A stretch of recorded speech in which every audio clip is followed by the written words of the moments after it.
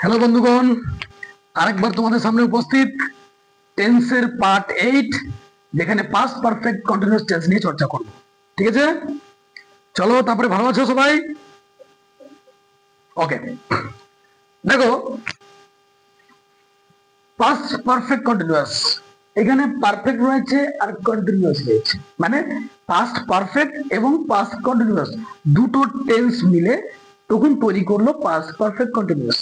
যখন দুটো জিনিস নিয়ে কোনো জিনিস তৈরি হয়, সে নতুন জিনিসের মধ্যে যে দুটো জিনিস দিয়ে তৈরি হয়েছে তার তো গুণ থাকবেই অবশ্যই, তাই কি না? দেখো, এই টেন্সের বাক্য দ্বারা বোঝায় যে, এই টেন্স মানে পাস্ট পারফেক্ট কন্টিনিউয়াস টেন্সের বাক্য দ্বারা বোঝায় যে অতীতকালে দীর্ঘ সময় ধরে, অনেক দিন ধরে কোনো কাজ চলছিল এবং এর বাক্যতে সময়ের চর্চা অবশ্যই করা হয়। ক্লিয়ার? কি বললাম?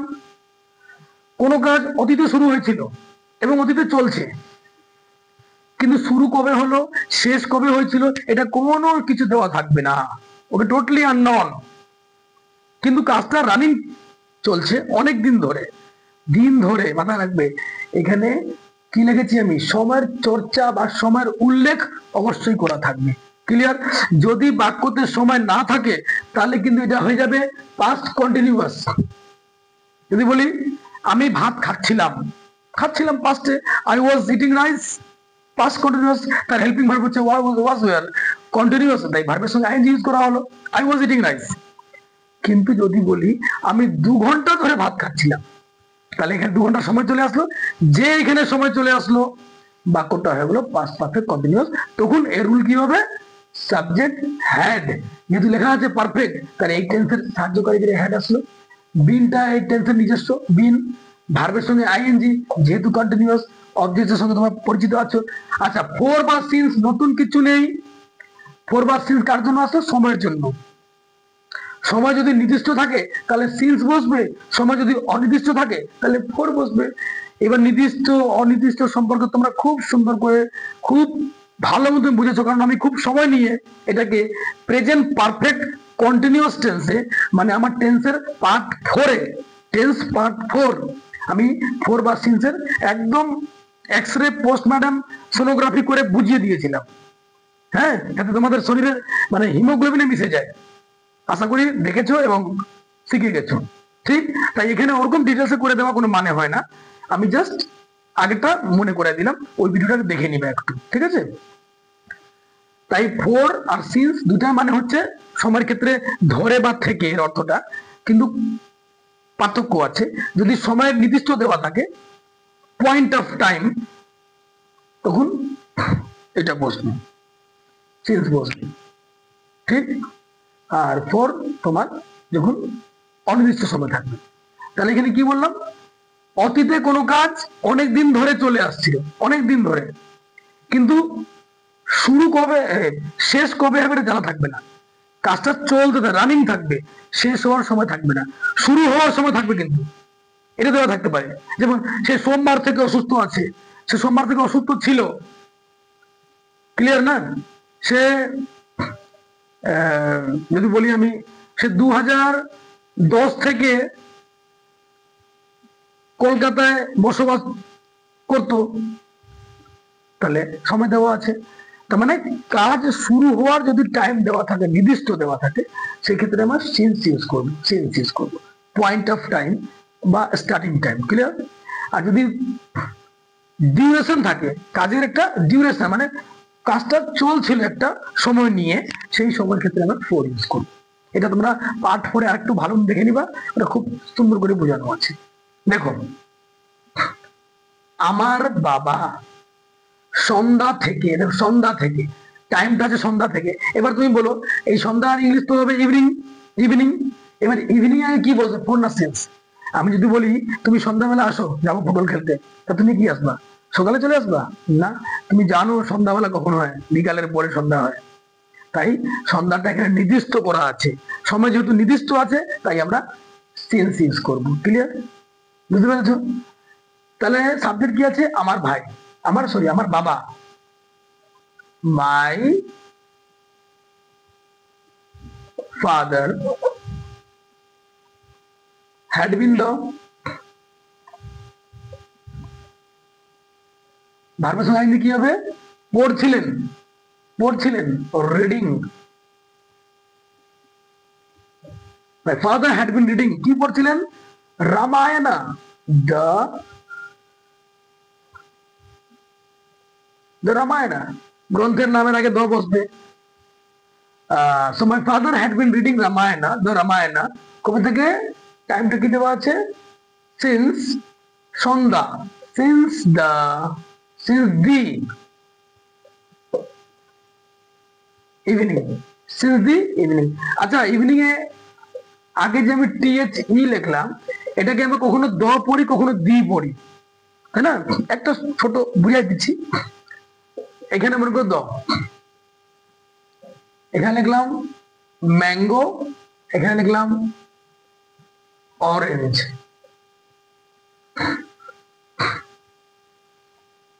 যখন ম্যাঙ্গো লিখলাম এটাকে আমি বলবো দ ম্যাঙ্গো, যখন লিখলাম অরেঞ্জ এটাকে বলবো দি অরেঞ্জ। তুমি বলবো স্যার কেন? কারণ ম্যাঙ্গো মিষ্টি হয় এই জন্য দ, আর অরেঞ্জ টক হয় এই জন্য দি। আরে বাট ওগুলো থোড়ি হবে। ম্যাঙ্গোর এমটা হচ্ছে কনসোনেন্ট। যদি কনসোনেন্টের আগে কোনো এই যে দ থাকে THE, তাহলে তার উচ্চারণটা সবসময় দ বলবো, আর যদি ভাওয়েলের আগে থাকে তাহলে দি বলবো। তাই ইভিনিং দেখো ইটা ভাওয়েল, এই জন্য কি বললাম? দি ইভিনিং। কিন্তু মর্নিং এর আগে থাকলে কি বলবো? দ মর্নিং, কারণ মর্নিং এর এমটা হচ্ছে কনসোনেন্ট। তো কনসোনেন্ট আগে দ পড়বো আর ভাওয়েলের আগে দি পড়বো। এইটুকু ছোট কনসেপ্ট, ছোট ছোট জিনিস কিন্তু খুব মারাত্মক হয়। হ্যাঁ, ঠিক আছে? কোনো জায়গায় লজ্জায় ভাষা দিতে পারে, এই জন্য শিখো। তাই তো কি বলবো? যেহেতু কনসোনেন্ট দ ম্যাঙ্গো, অরেঞ্জ ও ভাওয়েল দি অরেঞ্জ, এখানে টক ঝালের ব্যাপার নেই। ঠিক আছে, চলো নেক্সট। আমরা সকাল থেকে ফুটবল খেলছি, আবার সাবজেক্ট কি আছে? আমরা। উই হ্যাড বিন প্লেয়িং, দেখো কত সিম্পলি হচ্ছে। We had been PLAYING, we had been playing, কি খেলছো? Football. We had been playing football সকাল থেকে। কোথায় গেল? এই সকাল থেকে, মর্নিং। সকাল তো নির্দিষ্ট সময় আছে, তাহলে এখানে আবার সিন্স বসবে, সিন্স দ্য মর্নিং। ঠিক আছে, চলো হয়ে গেল সিন্স দ্য মর্নিং। এবার হবে এখানে চলে আসবো আমরা 3 নম্বর। সে 5 দিন ধরে জ্বরে ভুগছে। জ্বর মানে জানো তো, জ্বর, ফিভার। ইয়েস, সে তুমি হি লিখতে পারো বা সিও লিখতে পারো। হি হচ্ছে ছেলে, সি হচ্ছে মেয়ে, জানোই ভালো মতো। এবার 5 দিন ধরে, আচ্ছা এখানে 5 দিন দেওয়া আছে, 5 দিন, দিন বলছে, এটা তো ডিউরেশন একটা। এটা কিন্তু দিনের কি কোনো নাম দেওয়া আছে? সোমবার, মঙ্গল, বুধ? না, দিনের নাম নাই।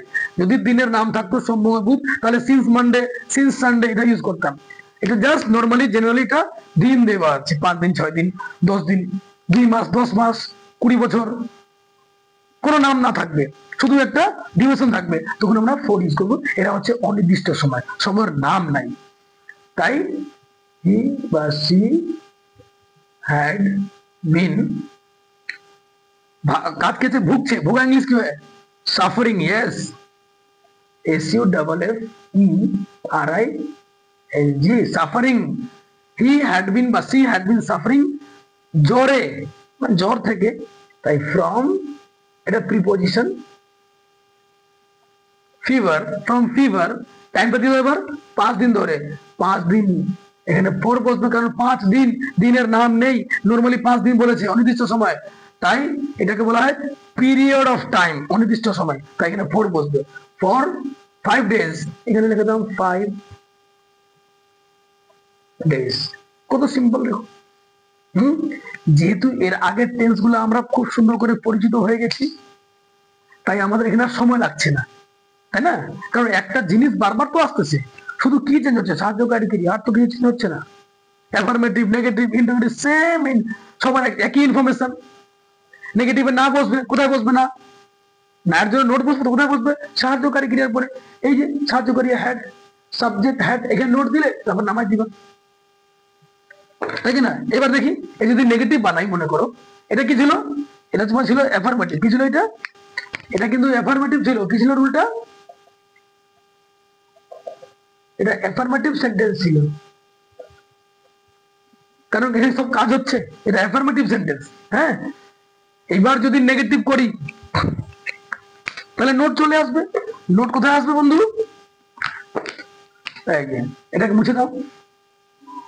দেখো খুব সিম্পল ভাবে আমি এখানে বুঝাই দিই, যদি নেগেটিভ বানাই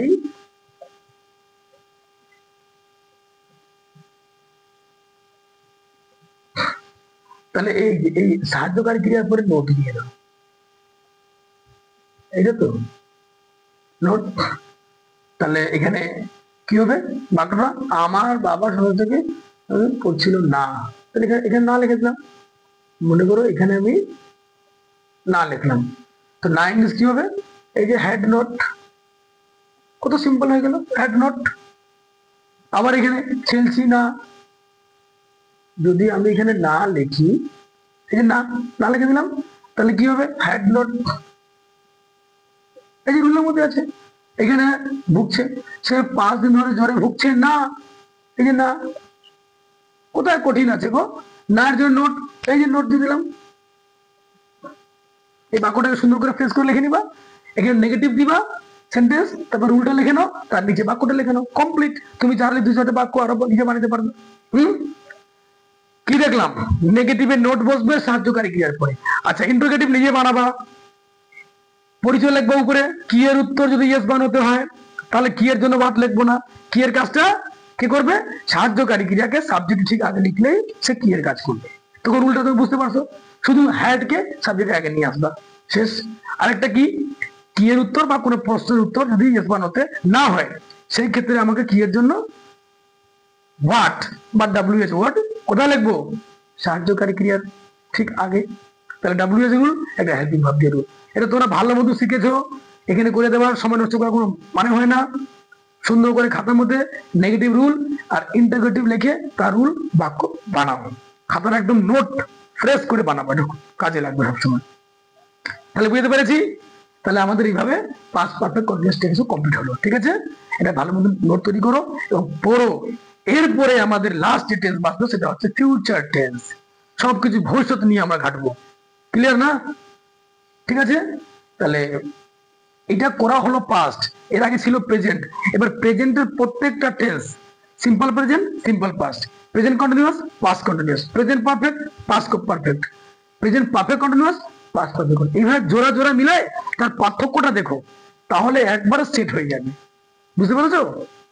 ঠিক আছে, thank you for watching and খুব তাড়াতাড়ি নেক্সট